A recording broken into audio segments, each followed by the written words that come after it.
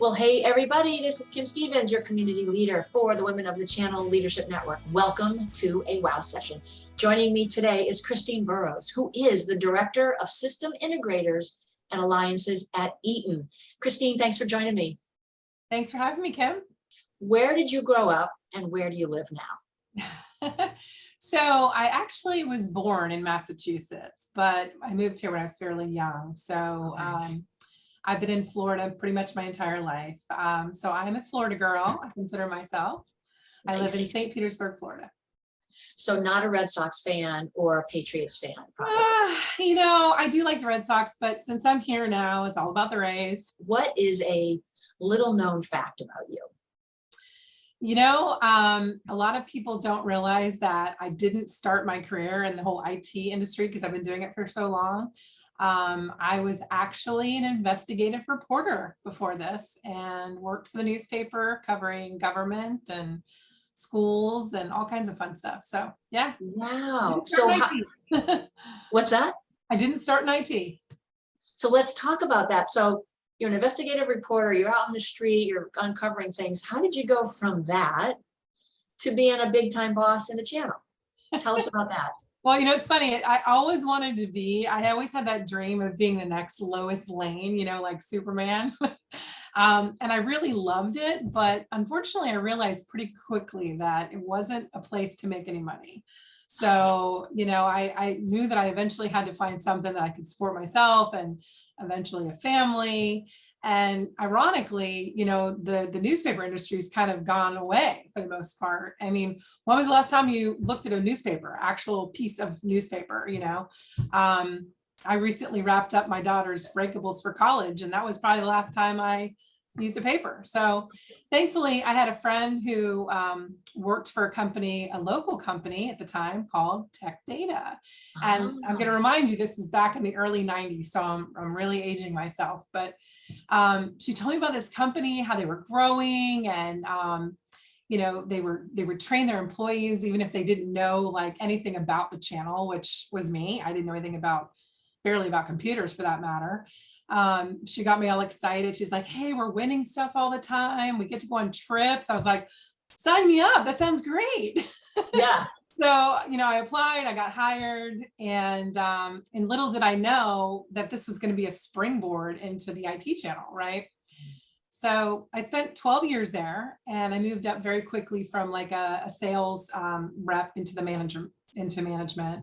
And then eventually I moved out to the vendor side, working directly for the manufacturer. At one point, I even had a rep firm. My husband and I owned a rep firm.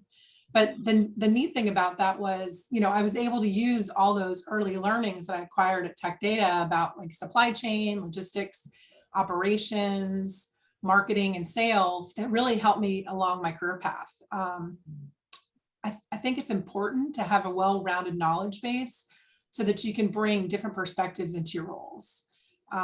I think it's equally as important to seek out opportunities that allow you to exposure to different areas of the business. Because for me, for the past several years, I've been an individual contributor, and an opportunity just arose a few months back as a result of our acquisition with Triplite, and it opened up some LOP positions for us, which is leader of people.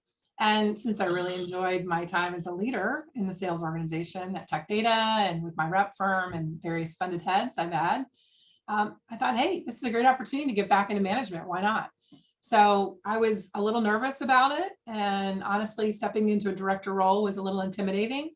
This is a completely new division at Eaton, but sometimes you just have to step out of your comfort zone to move forward. And honestly, my mom used to tell me all the time, and now I tell my kids, you never know until you try.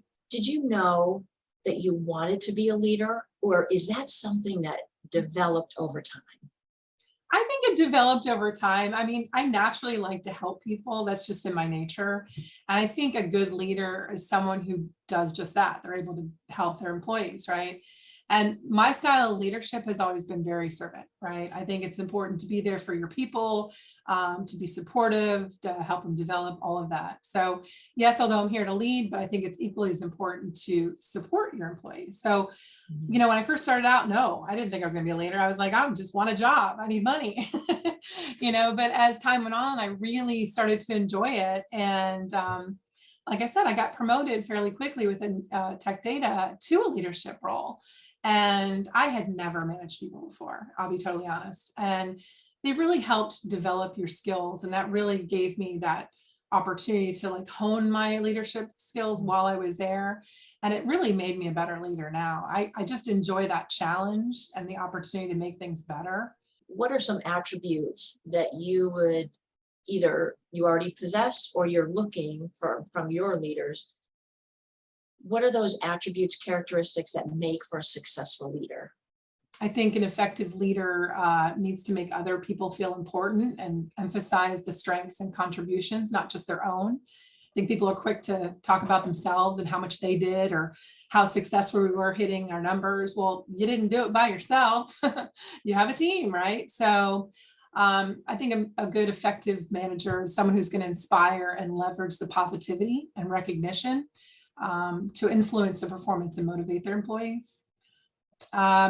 I think successful leaders know how to drive change and get their teams on board, right, to support those changes. Because right now, with all the challenges we have with supply chain, in the past year with COVID, all of that, it's been difficult, and you've got to be able to rally around and get your people to continue on and to support you and the challenges that you've got ahead. I think leaders who communicate clearly and listen, that's a big one. I struggle with it sometimes. I'm not going to lie. Listening is tough. But if you're always talking, you're not hearing. You're not hearing what your employees are saying. You're not hearing the good ideas they might have or a solution that they might have to a problem that you hadn't thought about, right? Mm-hmm. So you have to be open to hearing other people and hearing their opinions. Being transparent and intentional. I think transparency is so important. I mean, people can read through it, right? If you're not being honest or not being direct, your employees are going to know that. They're not going to stick around. Right now it's an employee market, right? Are there some things that you would just encourage members to consider or think about to be able to get into that, like to take that leap of faith, if you will, into that management and that leadership position? What are some things? Did you get more comfortable with sharing your accomplishments? Did you get just more comfortable, networking with your superiors or whatever it was? Are there some things that you would leave with our members to help them get to that next level? Yeah, all those things you mentioned are important. Sometimes people are afraid to talk about themselves, and promote. And that's something I learned with Women in the Channel even recently. I always didn't do a great job of that. And it wasn't that I was humble. I was just afraid that people were going to go, oh, she's bragging, about her accomplishments or whatever she's done. So I think women tend to feel that way a lot. They're afraid to say, hey, listen, this is some of the things I've done recently, and this is the things I'm proud of, or look what I did, look what we were able to do, or as a team, look what we did. So I think that's really important. I think getting out of your comfort zone, like I mentioned earlier, I mean, you really need to ask your manager for stretch assignments. Ask your manager for, hey, I'd like to learn a little bit about that department. I might have interest in doing that in the future. So maybe it's, product marketing, or maybe it's marketing in general, or even technical support or something like that. So, asking for that, either a stretch assignment or asking to maybe shadow in another department, or take on, be on a board or be on a project, if you will. That's a good place to get visibility. Projects, so other people from other departments can see what you do and what you're capable of. In 30 years, I'm sure there's many things you've learned, but is there something that comes to mind that now that, dang, don't you wish you knew when you started out? Is there anything that comes to mind? I honestly, and this is not to, I really think if I had known about Women in the Channel earlier in my career, I would have been so much further along. Because I I have learned so much through just, the webinars and guest speakers and all the different things and all the tools that you guys offer. I mean, even things like learning how to negotiate, like basic stuff, getting a different perspective, and not only the camaraderie of the community, because sometimes in the IT channel, sometimes being a woman, you can feel very alone, depending on, your team or who you're working with.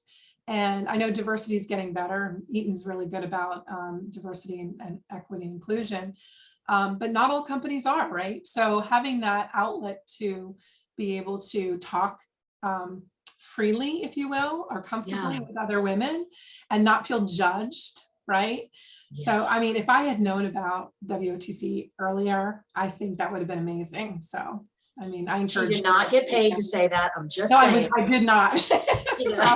But I love that because I work on the community, but I sit there and I'm sitting on all these calls or reading these blogs and I'm like, oh, I did that wrong. I did that wrong. Like, so I hear you, like I've learned so much, and same as you, like, I wish I had this at my disposal earlier, but that's okay. We have it now. That's right. But we have it now. I do appreciate that. Oh, well, Christine, I first of all, congratulations on the director role. And I know you're going to do great things. And thank you for taking some time to let us just learn from your journey. Absolutely. Thank you so much for having me, Kim. It is my pleasure. So you guys, when you take a listen to this, would you just give a shout out to Christine and let her know that you appreciate it? Maybe put a little shout out in the comments and share maybe some of the things that you've learned along your journey. And we will see you on the next WOW session. You guys take care.